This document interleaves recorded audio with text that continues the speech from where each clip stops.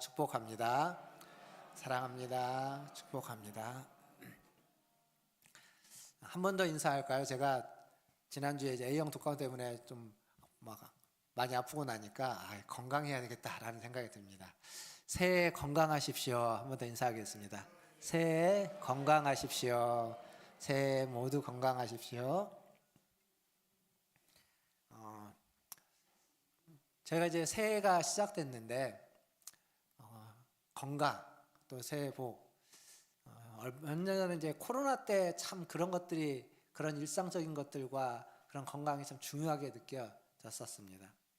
코로나가 한창일 때 그때 이제 교회에서 주일 예배를 드릴 때도 있고 못 드릴 때도 있을 때, 주중 예배는 아예 모이지 못할 때, 그때 새벽 기도를 대신해서 말씀 묵상 영상을 만들어 가지고 올리고 아침마다 여러분들에게 이제 그 링크를 문자로 보내드리곤 했습니다.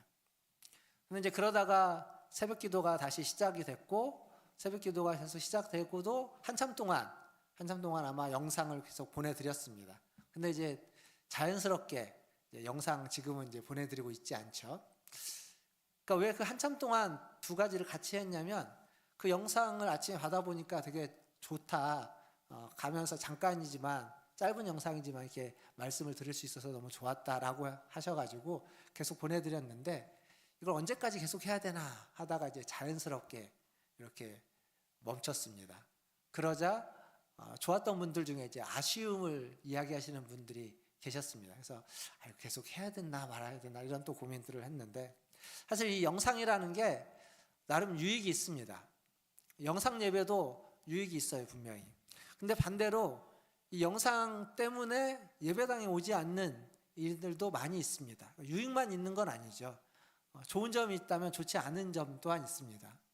일반적으로 이제 교회 예배 통계를 내는 분들의 얘기를 들어보면 코로나 이전과 이후에, 그리고 이 영상 예배로 인해서 현장 예배에 복귀하지 않는 퍼센트가 한 30% 정도는 된다, 이렇게 이야기합니다. 30%면 굉장히 높은 비율입니다. 물론 30%가 다 영상 예배를 드리지는 않을 겁니다. 다른 이유 때문에 나오지 않는 분들도 계시겠지만 어쨌거나 그렇게 된다는 거예요. 물론 반대로 보면 영상으로 예배 드리는 분들을 이런 얘기를 하거든요. 랜선 교인, 온라인 교인. 그러니까 현장에는 오지 않지만 온라인에서, 랜선에서 신앙을 가지고 교인으로서 활동을 하는 사람들, 이렇게 부르기도 합니다. 그러니까 어찌 보면 새로운 그룹이라고도 볼 수 있는데, 근데 이게 아직은 어디로 가야 되는지 갈 바를 잘 아직 정확하게 알지 못하는 형국이라고 보는 게 맞습니다. 근데 이런 현상은요, 코로나 이후에 보통 지난번에도 제가 뉴노멀이라는 얘기를 했지만 지금 새롭게 시작되는 일상에서 흔히 보여지는 모습들입니다. 그러니까 막 되게 좀 다양한, 옛날에는 다양이라고 얘기했는데 다양보다는 약간 좀 혼재된 듯한 느낌들이 있습니다. 요즘 K문화 이런 얘기 많이 했죠. K팝, K드라마, 한국 음식, K음식, K푸드 이렇게 해서 K문화가 많은데, 이게 세계적으로 우리나라 것들을 이렇게 막 선호하고 높이 평가하면서 사람들이 소비를 하는데, 반면 우리는 너무 당연하게 생각하고 한국에 있는 우리는 외국 문화를 더 선호하는 경향이 있습니다. 이게 좀 정반대의 모습처럼 보이기도 합니다. 뿐만 아니라 요즘 인공지능, AI, 이게 대세죠. 우리의 삶에 여러분이 잘 모를지라도 굉장히 많은 부분 AI가 들어와 있고 영향을 주고 있습니다. 그런데 그런 AI 시대에 주술, 미신, 여전히 주술, 미신이 사그라들지 않습니다. 여전히 기승을 부리고 있고, 그리고 또 종교적인 것들을 찾는 사람들이 참 많습니다. 개신교는 굉장히 쇠락하고 있지만 개신교를 제외한 다른 종교들은 그렇게 쇠락하지 않습니다. 늘어난 종교들도 있습니다. 그러니까 종교적인 성향이 AI 시대에도 불구하고 사람들에게는 여전히 강화되고 있다는 거예요. 이게 다 혼재되어져 있습니다. 그러니까 이러한 모습 속에 어쩌면 우리가 지금 누리고 있는 어떤 여러 가지 것들도 다 영향을 받고 있죠. 성경은 이러한 모습을 인간의 타락한 모습이다, 왜곡된 모습이다 라고 판단하고 보여줍니다. 그러니까 하나님과 친밀한 관계에 있었던 우리가 그 친밀한 관계가 타락으로 말미암아 깨어지면서 하나님과의 친밀함만이 깨진 것이 아니라 사람들과의 관계도 깨어져 버렸고 사람과의 관계도 어긋나 버렸다라는 거죠. 그런 세상, 어긋나고 깨어지고 이렇게 혼재되어 있는 이런 혼란한 세상을 근데 하나님이 그냥 내버려 두지 않고 모른 채 하지 않고 그런 세상에 회복의 길을 제시해 주셨다라는 게 성경의 이야기입니다. 그러니까 성경의 이야기는 그냥 뭐 이스라엘의 역사나 이스라엘 사람들의 이야기가 아니라 지금 혼란하고 혼재되어져 있는 타락하고 왜곡된 세상을 하나님이 어떻게 회복해 주시는지 회복에 대한 이야기. 그러니까 인간의 역사가 하나님의 회복에 대한 역사를 이야기해주고 보여주는 거다라고 이야기할 수 있을 겁니다.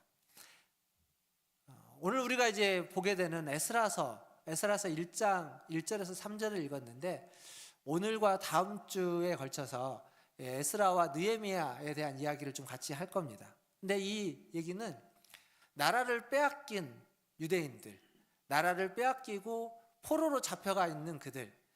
그래서 뭐 모두가 다 포로로 잡혀간 것도 아니에요. 그 가나안 땅에 남아있는 유대인들도 있습니다. 근데 남아있는 자든 포로로 잡혀가 있는 자든 서로가 서로를 도와줄 수 없는 그냥 각자 도생해야만 하는 상황에 처해 있는 그들의 비참한 현실 속에 그들은 절망적이고 낙심할 만한 낙담되는 현실 속에 살아가고 있는 그들에게 하나님이 어떻게 회복을 시켜가는지 그 공동체를 그들을 하나님이 어떻게 다시 제자리로 돌이키는지 그것과 관련된 이야기가 성경의 에스라서와 느헤미야서입니다. 다른 말로 보면 무너진 회파된 하나님의 집을 하나님이 다시 재건하는 다시 세워가는 이야기가 에스라와 느헤미야서라는 얘기입니다. 그래서 이 2025년의 표어와도 딱 맞는 주제이죠. 그래서 오늘과 다음 주일에 이 얘기를 좀 같이 해보려고 합니다. 먼저 오늘 우리가 읽었던 에스라서 1장 1절에서 3절 중에 3절 말씀만 다시 한번 같이 읽어보도록 하겠습니다. 에스라서 1장 3절입니다. 같이 읽겠습니다. 시작. 이스라엘의 하나님은 참 신이시라.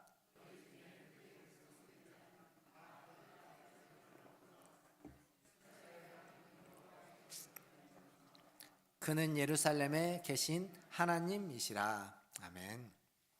자, 앞에서 말씀드렸지만 이 본문 우리가 볼 에스라와 느헤미야 시대의 배경은 그런 겁니다. 바벨론에 포로로 잡혀가 있다가 그 포로로 잡혀가 있는 유대인들이 다시 돌아오는 겁니다. 사실 그들이 돌아왔던 그 예루살렘은 굉장히 비참한 상태였습니다. 성벽은 다 무너졌고 집들도 다 무너졌고 그리고 성전도 무너진 채로 방치되어져 있었습니다. 하루 이틀이 아니라 70여 년 동안 그 상태로 방치되어져 있었어요. 거기에 사람이 없었느냐? 사람이 있었습니다. 살고 있는 사람들이 있었지만 그들은 아무런 힘이 없었기 때문에 성벽이 없기 때문에 외부의 적들에게 노출되어져 있었고 그들의 삶도 그들이 가지고 있던 신앙도 그 삶과 신앙의 구심점 역할을 하던 성전이 무너져 있었기 때문에 삶과 신앙의 구심점 또한 사라져 버렸습니다. 그러니까 절망적인 시대인 거죠. 아무런 희망이 없는 시대, 말 그대로 그냥 오늘 하루 어떻게든지 버티면서 살아가만 한 시대. 그때 하나님은 3번에 걸쳐서 포로로 잡혀가 있는 그들을 다시 예루살렘으로 가나안 땅으로 돌아가게 합니다. 포로 귀환이라고 하죠. 3번의 포로 귀환을 허락하면서 회복을 시작해 가시는 겁니다. 근데 이 이스라엘의 포로 귀환은 누가 시작하냐? 이스라엘 백성들이 우리가 좀 돌아가겠다, 돌아가고 싶다라고 탄원하고 간청하고 죄송합니다. 힘을 모아가지고 돌아가게 해달라고 요청해서 허락을 받아냈느냐? 그렇지 않습니다. 방금 우리가 읽었던 에스라서 1장 1절에서 3절까지 보면 고레스 왕이라고 하는 바사 왕, 페르시아의 왕인 고레스를 통해서 이 일이 시작된다라는 겁니다. 근데 고레스는 어떤 왕일까요? 고레스는 하나님을 믿는 왕이 아닙니다. 이방의 왕이고 그는 다른 신을 믿는 자였습니다. 근데 방금 읽었던 3절을 보면 하나님을 믿는 이스라엘의 왕, 유다의 왕은 아니어도 이스라엘의 왕 정도는 되어 보입니다. 믿지 않는 그가 하나님의 성전을 건축하라고 명합니다. 하나님이 그렇게 자기에게 말씀하셨다는 거죠. 그래서 그 일을 명령합니다. 여기에는 그의 고레스에 이익이 있어, 군사적이고 정치적인 이익이 있었습니다. 무슨 얘기냐면, 이전에 바벨론은 나라를 정복하면 그 나라에 있는 사람들을 다 자기네 나라로 데리고 왔습니다. 포로로 잡아왔어요. 그러다 보니까 나라가 넓어지면 넓어질수록 자기네 안에 있는 사람들이, 포로들이 늘어나고 종들이 늘어나지만, 멀리 가면 멀리 갈수록 이렇게 자기들이 자신들의 나라를 지켜야만 했습니다. 근데 이 페르시아는 정책을 바꿨어요. 거기에 있던 포로들을 다시 다 자기 나라로 돌려보냅니다. 돌아가서 성벽을 짓고 너희의 신의 성전을 지어라. 그렇게 함으로써 그 멀리 있는 그 나라들의 식민지가 더 튼튼해지겠죠. 그렇게 되면 어떻게 되냐면, 안에 있는 페르시아를 공격해 오려면 그들을 먼저 치고 와야 됩니다. 그러니까 군사적으로 훨씬 효과적인 거예요. 자기네들을 지킬 수 있는 보호막, 안전망을 하나 만들어 놓는 거죠. 그러니까 군사적인 이익, 정치적인 목적 때문에 그렇게 했습니다. 근데 고레스 왕은 그렇게 했을지 모르겠지만, 성경은 지금 뭐라고 얘기하냐면, 거기에는 하나님의 섭리가 있었다는 거예요. 하나님이 고레스 왕의 마음을 감동시키는 역사가 있었다는 겁니다. 1절에 가보면 선지자 예레미야가 했던 말씀, 선지자 예레미야를 통하여 하나님이 하셨던 그 말씀, 그 예언을 이루기 위해서 하나님이 고레스의 마음을 감동시키셨다, 그렇게 이야기하고 있습니다. 그렇게 해서 포로로 잡혀간 자들을 다시 돌아오게 하고, 무너진 이스라엘을, 무너진 하나님의 집을, 하나님의 백성을 다시 회복하는 이야기입니다. 가장 먼저 세워진 건 1차 포로기환을 통해서 성전이라고 하는 건물로서의 성전이 가장 먼저 재건되게 됩니다. 건물로서의 성전. 제가 왜 건물로서의 성전이라고 하냐면, 성전이라는 말이 가지고 있는 다양한 의미 때문에 그렇습니다. 신약은 우리 자신을 성전이라고 합니다. 그리고 성경에는 교회를 포함한 공동체를 성전이라고 하기도 합니다. 그리고 좀 더 넓게 보면 하나님이 창조한 모든 피조계를 하나님의 성전으로 명명하기도 합니다. 신학적으로는 그렇습니다. 근데 이제 그런 거 말고, 그런 의미가 아니라 딱 건물, 지어진 성전, 그게 1차 포로기환 때 다시 세워지게 됩니다.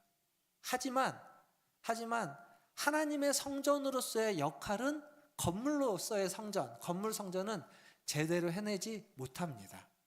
그러니까 건물은 지었는데, 건물에서 여러 가지 활동들을 하는데 하나님의 성전다운 성전이 안 되는 겁니다. 그래서 2차 포로기환과 3차 포로기환이 계속 이어지게 되는 거예요. 그러니까 성전을 짓는 일이 쉬운 일이 아니었습니다. 포로로 돌아와서 수만 명의 사람이 포로에서 귀환을 했지만, 성전을 짓기 위해서 많은 재물과 많은 어떤 도움들을 받았지만 성전을 짓는 일이 쉽지 않았습니다. 중간에 방해가 있었고, 그래서 성전을 짓다가 멈췄어요. 브레이크가 걸렸습니다. 그래서 오랜 시간 성전을 짓지 못하고 있었습니다. 성전을 짓기 위해서 왔던 자들이 성전을 짓지 못하는 동안 뭘 했을까요? 안타까워하면서 애를 썼겠죠. 하지만 안타까워하고 애만 쓴 것이 아니라 그들은 각자의 삶을 꾸려가는 일에 또한 눈을 돌리게 됐습니다. 그러니까 성전을 처음에 지을 때에는 성전 짓는 일이 모든 일의 1순위였는데, 성전 짓는 일이 멈춰지자 이제 자기의 삶이 1순위가 된 거예요. 그렇게 또 살다가 보니까 나중에 다시 성전이 지어졌고 성전이 완공되었지만, 여전히 뭐가 1순위냐면 자기의 삶이 1순위입니다. 자기의 삶이 1순위예요. 건물 성전에서 제사를 드립니다. 아침 저녁으로 상번제가 드려지고 있습니다. 그러나 자기 삶이 1순위인 그 유대인들에게 있어서는 성전에서의 제사도, 또 거기서 전해지고 있는 하나님의 말씀도 그들은 그렇게 크게 여겨지지 않았습니다.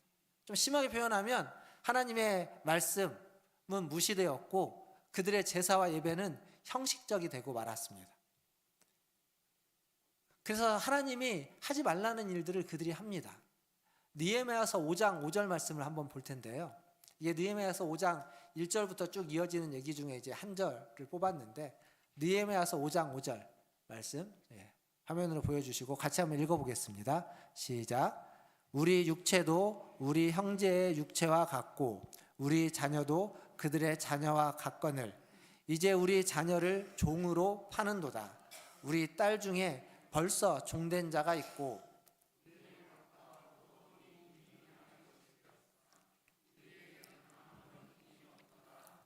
아멘. 포로로 수만 명이 왔을 때에는 그들이 아마 비슷한 처지였을 겁니다. 그런데 성전을 짓다가 중단되면서 자기의 삶, 자기 일에 몰두하면서 이제 나누어지게 된 거예요. 그들 중에는 좀 더 자기의 삶을 잘 꾸려간 사람이 있고 그러지 못한 사람이 있는 거죠. 그러다 보니까 주어진 땅이 있는데 그것을 제대로 길러내지 못하고 그걸 다 팔아야만 했던 자들이 있고, 땅은 다 팔았는데 더 이상 팔 게 없어서 결국 자기의 자녀들을 여기 있는 것처럼 종으로 파는 일들이 생겨나는 겁니다. 근데 하나님 말씀에는요, 이방인들을 대해서는 종으로 팔 수 있도록 파는 것을 그냥 놔뒀지만 같은 동족인 유대인끼리는 절대 그걸 하지 말라고 했습니다. 근데 지금 그런 일들이 생기는 겁니다. 심지어는 그 자기의 동족을 종으로 자기가 사가지고 그 종을, 동족인 종을 다른 이방인에게 팔아버리는 일도 생겼습니다. 그러니까 하나님의 말씀이 여기에서 제대로 지켜지지 않고 있는 세상이 되어버린 거예요. 더 나아가서 하나님 앞에 제물을 드리는데 더러운 제물, 눈멀고 병든 제물을 드립니다. 더러운 떡을 하나님의 제단에다 올려놓습니다. 그렇게 주의 이름을 멸시하고 주를 경멸하는, 제사를 경멸하는 일들이 비일비재한 거예요. 그래서 하나님이 하나님의 성전의 문을 좀 누가 닫아줬으면 좋겠다라고 합니다. 이것도 한번 말씀을 찾아서 보겠습니다. 말라기 말씀인데 말라기 1장 10절 말씀입니다. 같이 한번 읽어보겠습니다. 말라기서 1장 10절 시작. 만군의 여호와가 이르노라 너희가 내 제단 위에 헛되이 불사르지 못하게 하기 위하여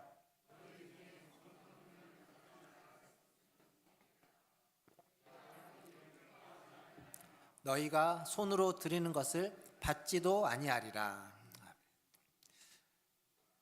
하나님 앞에 드리는 예물을 하나님이 받지도 않을 뿐더러 기뻐하지도 않는다는 겁니다. 그러니까 그 제단에서 드리는 그 제물 헛되이 하지 말아라. 헛되이 드리는 것을 내가 원치 않으니까 누가 좀 성전 문을 닫아가지고 그거 안 했으면 좋겠다. 그러니까 좀 심하게 표현하면 보기 싫다는 거예요. 이게 하나님의 마음이고 심정인 겁니다. 분명 건물로서의 성전은 지어졌습니다. 제단도 지어졌습니다. 거기에서 아침 저녁으로 제사를 드립니다. 예배 자리를 마련하긴 했지만 거기에서 드려지는 예배가 온전치 못했고 성전이 새롭게 지어지긴 했지만 온전한 성전으로 그 역할을 하지 못하고 있다는 겁니다. 사람들이 다시 돌아올 수 있는 환경은 만들어놨지만 그러한 성전은 있지만 거기에 하나님의 통치는 제대로 있지 않다라는 겁니다. 하나님의 말씀이 제대로 지켜지지 않고 있다는 거예요. 그렇다면 제대로 된 성전이 되기 위해서 하나님의 다스림을 받는 성전다운 성전, 하나님의 집다운 하나님의 집이 되기 위해서는 뭐가 있어야 될까요? 건물 잘 짓고 하나님의 성전답게 짓고 그리고 거기에서 하나님이 하라는 대로 제사를 잘 지내면 되는 거 아닌가요? 제물이 하나님이 원치 않는 눈멀고 병든 것이었다면 제물만 새 걸로 온전한 걸로 바꾸면 되는 거 아닐까요? 근데 그게 아니라는 겁니다. 그것보다 그런 어떤 조건과 환경보다 더 중요한 게 있다는 겁니다. 그것 때문에 2차, 3차 포로기환이 있고 그것이 2차, 3차 포로기환의 이유이자 목적이 되는 겁니다. 성전을 건축했습니다. 그리고 60년이 지났습니다. 그런데 이스라엘은 전혀 변화가 없었습니다. 그들의 삶은 나아지지 않았습니다.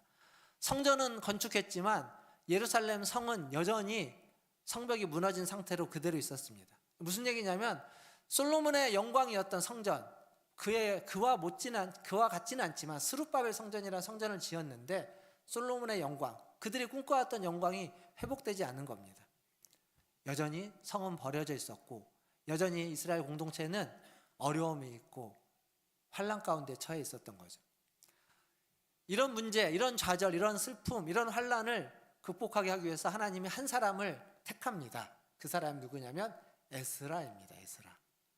오늘 우리가 읽었던 에스라서를 쓴 에스라, 학자 겸 제사장이라고 하는 에스라를 택합니다.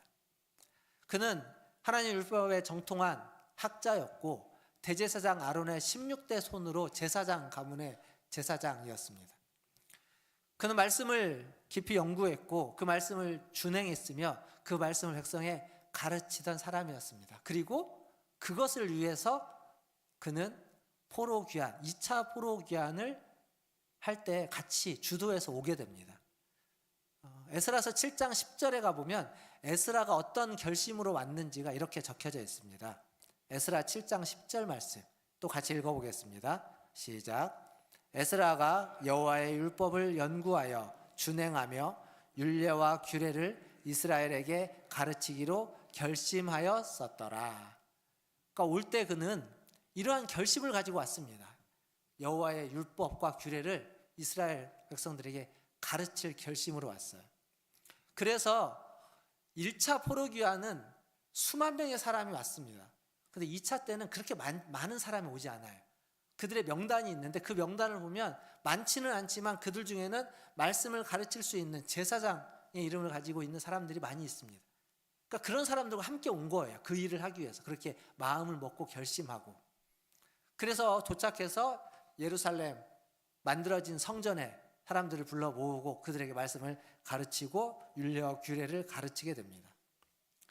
자, 하나님의 성전이 하나님의 성전다워지려면, 하나님의 성전이 온전히 회복되려면 중요한 건 하나님의 말씀, 하나님의 율례와 규례가 가르쳐지고 그것을 배우고 그것을 준행하는 것이다 라는 얘기를 여기서 우리는 확인할 수 있습니다. 그러니까 누가 하나님의 백성이냐, 누가 하나님을 믿는 사람이냐, 하나님의 공동체는 어떠해야 되느냐 물어봤을 때 그에 대한 질문은 하나님의 성전에서 제사를 드리는 사람, 그게 필요합니다. 그러나 그것으로 충분하지 않다는 거예요. 그것이 아니라 하나님의 성전이 하나님의 성전답게 하고 하나님의 백성을 하나님의 백성답게 하는 건 하나님의 말씀을 배우고 가르치고 배우고 그 말씀을 준행하고 그 말씀 중심으로 사는 사람, 그게 하나님의 백성다운 하나님의 성전을 성전답게 만드는 하나님의 집을 다시 세우는 핵심이다라는 겁니다.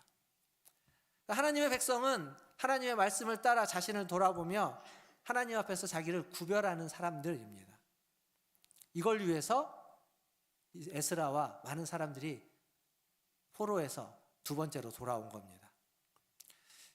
하나님의 집을 세우는 것만으로는 미완이라는 거예요. 완성되지 않았다는 겁니다. 아직 불충분하다는 겁니다. 예배와 제사를 드리는 것만으로도 안 된다는 겁니다. 우리식으로 표현하면 이겁니다. 주일에 교회에 와서 예배하는 것만으로는 충분하지 않다는 겁니다. 그것만 해도 그걸 빠지지 않고 충실하게 사는 것만으로도 대단하고 잘한다고 이야기할 수 있겠지만 지금 성경이 이야기하는 건 그것만으로는 충분하지 못하다. 정말 하나님의 백성다운 삶을 살아가려면 거기에 하나님의 말씀을 따라가는 삶이 있어야 된다는 겁니다.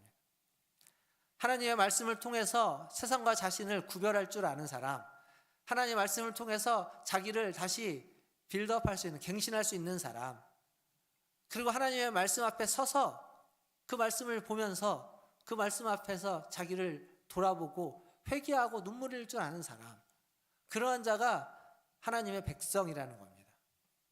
사랑하는 성도 여러분, 저 여러분 모두가 다 이런 하나님의 백성이 되기를, 이런 하나님을 믿고 따르는 하나님의 자녀들이 되기를 주님의 이름으로 축원드립니다. 이것을 위해서 저와 교역자들이 힘써서 여러분을 섬길 때, 말씀을 함께 나누고 할 때 여러분들도 함께 해주시기를 바랍니다. 그런데 여기서 한 가지 문제라고 할까요? 성경에 기록된 얘기라면 이게 쉬운 일이 아닙니다. 에스라가요 그렇게 사람들을 데리고 왔습니다. 그래서 와서 그 사람들과 함께 홀로 하지 않고 함께 그 일에 열심을 냈습니다. 그런데 이스라엘이 안 바뀝니다. 안 바뀌어요. 분명 말씀을 가르쳤는데, 그리고 가르치는 일을 멈추지 않았는데 그대로 그 모습 그대로 갑니다. 쉽지 않은 일이라는 얘기입니다. 말씀을 중심으로 말씀을 따라서 살아가면서 변화된다는 건 쉽지 않은 일이라는 거예요. 그러다가 언제 바뀌느냐? 12년쯤 지난 후에 느헤미야가 돌아왔을 때, 느헤미야가 돌아와서 무너진 성벽, 느헤미야가 돌아오는 게 이제 3차 포로기환이거든요. 느헤미야가 돌아왔을 때, 돌아와서 성벽, 무너진 성벽을 건축하고 그 성벽 건축한 걸 기념해서 나팔을 부르면서 모였을 때, 그때 그들이 바뀝니다. 남녀노소 가리지 않고 모여서 말씀을 듣는데 말씀을 6시간씩, 7시간씩 듣고 그 말씀을 따라 기도하면서 그들이 눈물로 회개하고 자신들의 죄를 고백하면서 변화가 시작되는 일입니다. 느헤미야는요, 굉장히 대단한 사람입니다. 이제 다음 주에 한 번 더 이 얘기를 잠깐 하겠지만 3차 포로기환은 방금 제가 말씀드렸던 의미 말고도 또 중요한 얘기가 있는데, 무너진 성벽을 새로 건축하는데 52일밖에는 안 걸렸습니다. 이건 느헤미야의 어떤 탁월한 지략 때문일 겁니다. 어쨌거나 그렇게 해서 회복의 역사가 일어납니다. 자신들의 죄를 눈물로 회개하고 구원의 은혜에 감사하고 감격하고 즐거워하면서 말씀에 온전히 순종하는 역사가 그때야 비로소 일어나는 겁니다. 이렇게 하나님의 성전, 하나님의 집의 회복은 어떤 건물로서의 성전이거나 형식으로서의 예배가 있다고 되는 것이 아니라 하나님의 말씀이 그 안에 뿌려지고 심겨지고 그 말씀의 역사가 일어날 때 있어지게 되는 겁니다. 그래서 하나님이 학사 에스라를 준비한 거예요. 말씀의 사람 에스라를 준비해서 그 말씀을 연구하게 하고 지키게 하고 가르치게 했다는 겁니다. 사랑하는 성도 여러분, 세상은요 너무 빨리 변합니다. 너무 빨리 변하는데 그러다가 어떤 하나의 사건들이 생기면 더 빨리 변합니다. 그게 이제 코로나 같은, 팬데믹이랑 코로나 같은 사건이 생기면 이전에도 빨리 변해왔는데 우리가 모르는 사이에 훨씬 더 빨리 변해버렸습니다. 그러니까 그렇게 변화되는 세상 속에서 우리는 살아가고 있습니다. 그래서 우리도 그걸 따라가려고 열심히 변화하고 있지만 쉽지는 않죠. 근데 아무리 세상이 변해도 변하지 않는 게 있습니다. 아무리 세상이 빨리 변하고 아무리 많이 변해도 하나님이 계시다는 사실은 변하지 않습니다. 변할 수 없는 일입니다. 그리고 하나님이 계시다는 사실은 또 하나를 이야기해 주는데, 아무리 세상이 빨리 변하고 세상에 지식이 변하고 진리가 변해도 하나님이 계시기에 하나님의 진리는 변하지 않는다는 겁니다. 그러니까 변하는 세상 속에 변하지 않는 진리가 있다는 것, 우리는 그걸 잊지 말아야 됩니다. 그 변하지 않는 진리가 변하는 세상의 그 변하는 지식보다 더 가치 있다는 것. 보석이 왜 비싸고 가치 있습니까? 변하지 않기 때문입니다. 변하지 않는 것. 그리스도인은, 하나님의 백성은 변하는 세상 속에 변하지 않는 진리를 주목하고 변하지 않는 진리를 붙잡고 그 진리를 따라 살아가는 사람, 그게 그리스도인입니다. 저와 여러분, 우리가 그런 사람이 되어야 되는 거죠. 하나님의 백성 그리스도인은 그렇게 하나님의 말씀을 붙잡고 말씀의 회복이 일어나고 말씀에 대한 열망으로 가득해서 말씀 앞에 서서 눈물을 흘리는 사람, 옷을 찢고 마음을 찢을 수 있는 사람, 그런 자가 하나님의 백성이고 그러한 자가 하나님의 백성으로서 신앙을 회복해 가는 겁니다. 말씀을 맺겠습니다. 3차 포로기환 얘기들이 더 있는데 이제 더 하면 너무 길어질 것 같아서 다음 주로 이제 미뤄서 나눴습니다. 마지막 했던 얘기를 반복하면서 말씀을 맺으려고 합니다. 세상은 너무 빨리 변하죠. 어제와 오늘 해가 바뀔 때에는 연도가 바뀌는 거지만 다 그렇고 그런 일상 같지만 모르는 사이에 정말 많이 변해왔다는 사실을 뒤돌아보면 알 수 있습니다.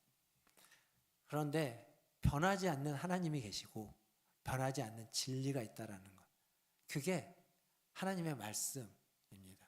하나님의 가르침입니다.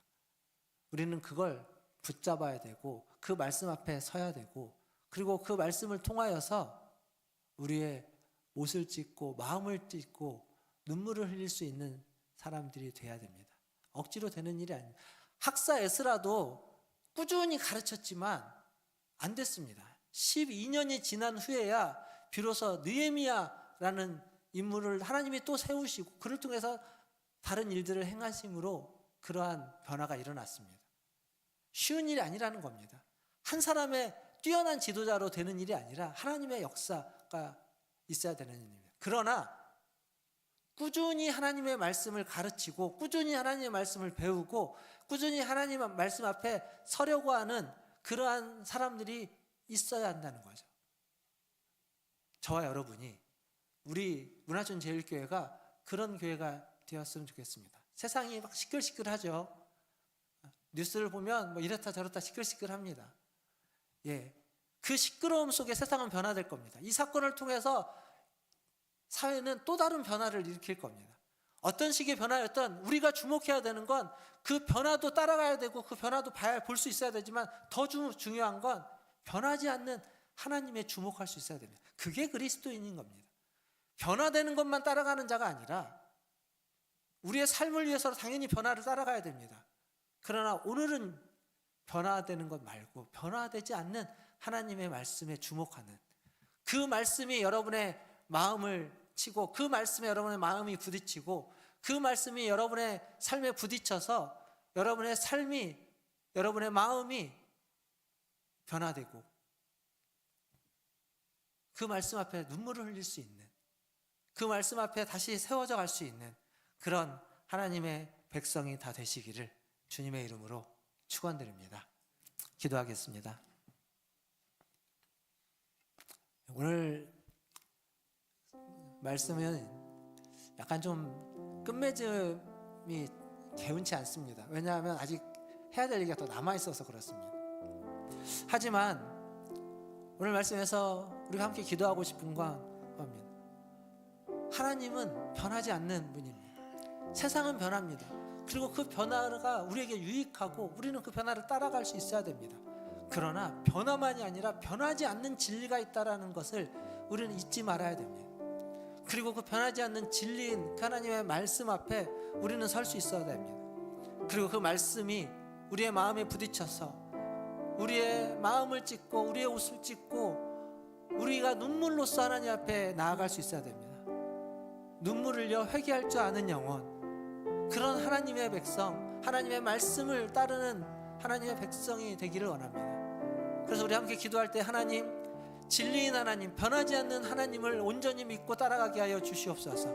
그 말씀 앞에 서서 그 말씀이 우리의 마음을, 우리의 삶을 부딪혀서 우리의 삶이 찢어지고 마음이 찢어지고 눈물로 회개할 수 있는 내가 되게 하여 주시옵소서. 그런 믿음을 주시고 그런 은혜를 주시옵소서 라고 같이 한 목소리로 기도하며 나아가겠습니다. 기도하겠습니다. 하나님, 감사합니다. 하나님, 오늘 또 하나님 앞에 하나님 나와 하나님 앞에 간절히